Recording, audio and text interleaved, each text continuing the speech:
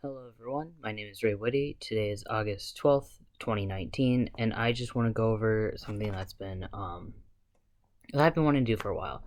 I want to talk about my coming out story because people ask me about it all the time, and I would just want it recorded and available so that way I could just send the link instead of answering it all the time, which I am always happy to answer it. I'm an open book, but I just want it down in that way.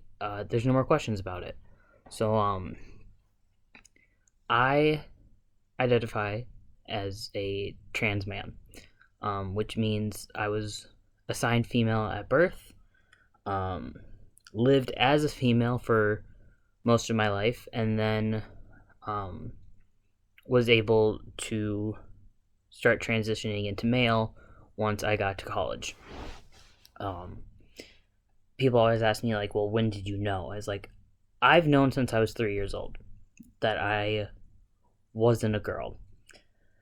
Um, my little brother was born when I was 3, and that is when everyone's like, "You're going to be a great big sister," and I hated that. I stomped my foot and had little temper tantrums about I don't want to be a big sister. I want to be a big brother. Um, Mostly it was because the big brother stickers that they had at the hospital were blue, whereas the big sister ones were pink, and I don't like pink. I never have, and I was a big fan of blue, still am. Um, so I knew, and even besides the blue and the pink, I knew something was off, especially with how gender is portrayed.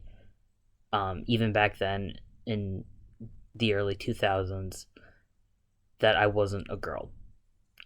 The pink and stuff like that never got along with me. I always saw myself on the more masculine side, the blues and the trucks and stuff like that. So went through school, had some awkward moments here or there. I had my first crush in the first grade. She had blonde hair and shiny blue eyes, and she sat 2 seats in front of me in both kindergarten and first grade. Never said a word to me, but still my first crush. And so, like, it wasn't a sexual crush. I was 5, 6. It was just I thought she was pretty kind of crush. Um, Moving on, like, I had many crushes. They were all girls, and then I went through puberty when I was in 5th grade, and that is when I felt like my body was actually betraying me.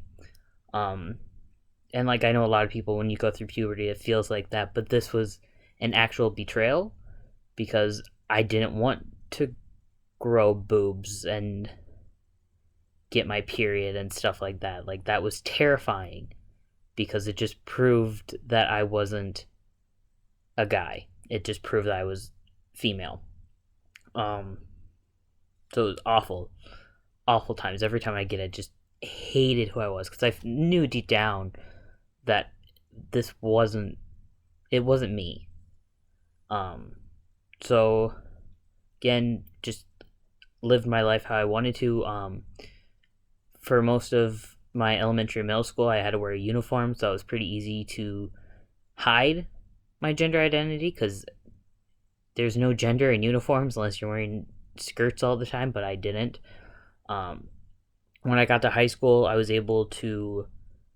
didn't have to wear a uniform anymore, and that was awkward because then I had to explore, like, well, what do I wear? Like, do I wear the clothes like the boys or do I wear the clothes like the girls? And that led to some bullying my first year of high school. Um, Went to a pretty small high school, about 500 kids in the school, and yes, there were LGBT people. Well, I should say there were gay guys, but there wasn't a lot of representation. Um, Especially going to a small rural farming community. I joined the LGBT club at the school, which was mostly allies, but did have an amazing openly gay person as the president. We quickly became really good friends. Um, Talked to him a lot because at this time I was just coming to terms with my sexuality of me liking girls. Um, a lot of good talking back and forth with him. Told him that I was just mostly confused. Like, I was this is the first time I was able to even just explore who I was, how I wanted to present, because like before I was in a uniform, there wasn't a lot to be able to present who I was. He was a few years older, so he graduated. I took over the GSA club, and even though I wasn't like I didn't have some Facebook post saying like, yeah, I'm gay or any of that stuff, people pretty much all knew that I liked girls. At least all my friends knew. And then there's a few times someone would ask me like if one of my guy friends was my boyfriend. I'm like, nah, really into girls. Um, I never liked using the term lesbian. In fact, I still personally dislike that term. Um, and so me and my friend, the gay one, we went to Pride together for the first time for both of us, and we were at a booth, and we were with two lesbians, and the people at the booth were like, "What are you?" And the lesbians were like, "Lesbians!" Like, "Oh yeah, so proud." And my friend was like, "Gay," and they asked me, and I was quiet and thought and I answered gay, like questioning, and they're like, okay, whatever. I guess my friend really knew at that time that like, nah, gay's not the right term for you. My friend graduated from high school, went to college, and he invited me to. He just said it was a gay event at his school. I'm like, sweet. So I invited the GSA club. We all went to this event at his college, and I didn't know it until we got there, but it was a panel. It was a trans panel. And once I found this out, it was like fireworks went off my head, specifically the Katy Perry song Firework. And just all these things started connecting the dots, like real eureka moment. And it hit me. Like I finally saw people that looked like me. Because I've only ever seen like gay people. I didn't see anyone that was trans. And seeing someone that looked like you really helped you realize what you were. So there was a trans guy there, again, a few years older, and he was going over his story. And even though every trans person's story is different, it felt like it was my story. So I talked to him afterwards, and it was, again, light bulb moment. I had a huge grin on my face the entire night, and I wanted to talk about it. I wanted to tell everyone. But at the same point, I knew I couldn't tell anyone, because even being quote unquote openly gay at my school, I didn't want to be bullied for being trans. I knew that would be something hard to explain, especially to my parents, who still didn't want to accept the fact that I was gay. They were hiding it. So I just took all that information, all the excitement, and I put it away. And I continued with high school with little to no problems. And then I got to college, and my college was a lot bigger than my high school. And it was like a whole new ocean, like all the queer people everywhere. And I was talking to people, and there was actually an event at my school that was very open to sexuality and stuff like that. And they separated you into groups. They had the males go in one part, the females go in the other, and they had a non-binary or questioning. At this time, I went into the questioning group because I didn't really know. I was the only person in this group, besides the two people in charge. And we talked, and I was getting more comfortable. All these people invited me to come to the LGBT center, and at this point, I just wasn't comfortable going there yet. Like, I've been openly gay, I just wasn't comfortable with like showing that off to the world. But then I got involved kind of immediately. They invited me to do an event and to talk about why it's important to have gender neutral bathrooms, and I presented in front of student government why it was important, not really knowing what that talk would have an effect on all these student senators. They invited me to another thing I thought was going to be very similar, like talking to another small group of people. No, they invited me to be on a trans panel. Mind you, I had been out for like maybe a week at this point, and then I'm on a panel talking about being trans, and I was like, I have no idea. Luckily, the other three people that were on the panel kind of knew what they're talking, and like I said, I've known since I was 3 I could talk about that. After that, I talked to the nurse practitioner at my school. She set me up with a doctor that could prescribe hormones to me, and so that was ironically on my 19th birthday. I started um, my transition towards male. I didn't. I told a few people, like a few close friends from high school, and a few new college friends that I felt really close to. And I went through with it. I got my first hormone shot like a week after my 19th birthday. And then I think the hardest part was just coming out. Because at this point, I lived on a floor of all girls. And I needed to do some explaining. Because obviously, with hormones, some of the changes are really quick.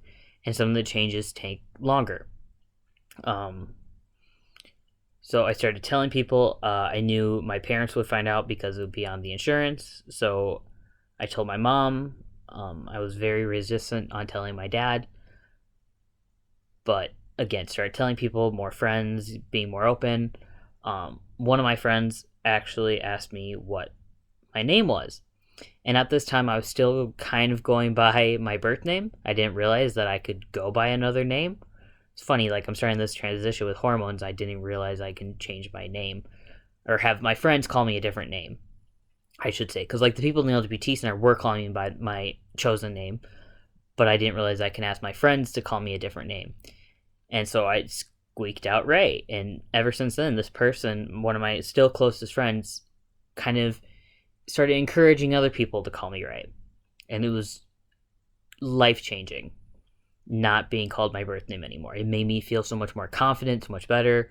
The first semester of school, I wasn't doing too hot with my grades because, again, I was just uncomfortable with who I was. And then by the second semester, when I was out, proud, my grades went up. I was so much better. I was doing so much better in school. And I think anyone can tell you that knew me in high school, my grades were not ever really good, but grades went up and I made it through. That was in 2015. Like it's 2019 now, so I've been on hormones inconsistently for the last few years. And I say inconsistently because every summer I go somewhere for work and I don't necessarily have the means to continue my hormones. Right now I'm in California and I don't have the opportunity to continue my hormones out here. So I'm hoping that I'll be able to go back to Minnesota and get more hormones and then be able to continue it, but I've not been taking hormones consistently. They've been very inconsistent, as you can tell by my straggly facial hair that I'm trying to grow out. My parents both mostly call me by my chosen name. I changed my name legally a year ago, and so in all my paperwork it says my name. My name is Ray, which makes it easier. I am fortunate to be passing, even though I have not had any surgeries yet. I am fortunate enough to be passing, so I don't have awkward moments, I guess, at work. I'm able to get my job done and just really be me. People call me he, him. It's great. Not saying that I don't get misgendered, because there have been many opportunities when I was out with a partner or with friends and they just come up by how are you girls doing? I still get misgendered, even not as much now with all this facial hair, but I have been misgendered somewhat recently. But I just wanted that out there, that like I personally believe that every person kind of knows who they are, and with how society portrays gender, it's hard even for me to really understand, well, who am I? But I am Ray. I am a proud trans guy that is attracted to women, and I hope that my story will help further educate other people that either don't understand or don't believe that we exist. So have a great rest of your week, and I hope to hear back. Hope that my video encourages others to be their true selves. Thank you.